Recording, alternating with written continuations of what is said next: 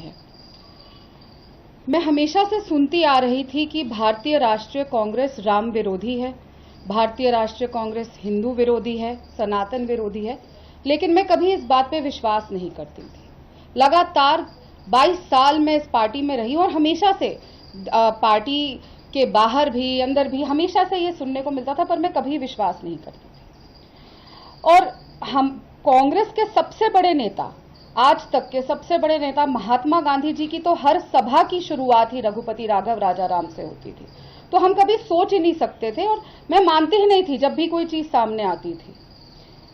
लेकिन मेरी आंखों से पर्दा उस दिन हटा, सच्चाई मेरी आंखों के सामने उस दिन आई जब मैं स्वयं रामलला के दर्शन करने गई।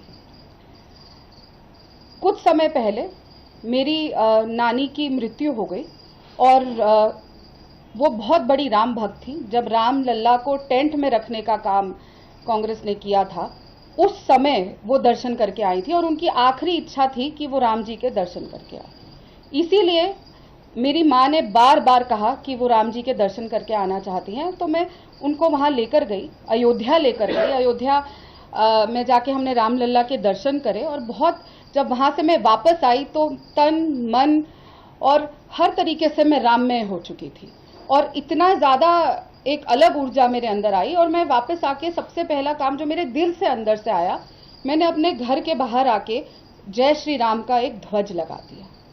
बस वो ध्वज लगाने की देरी थी कि आग लग गई और उसी समय से हमारी पार्टी, मतलब जिस पार्टी में मैं पहले थी, कांग्रेस पार्टी ने मेरे से नफरत करनी शुरू कर दी।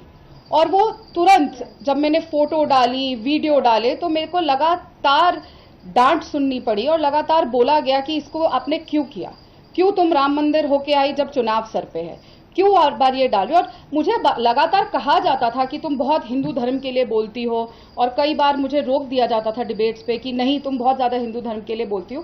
क्या अपने धर्म का स्टैंड लेना गलत है? मैं तब समझ नहीं पाती थी।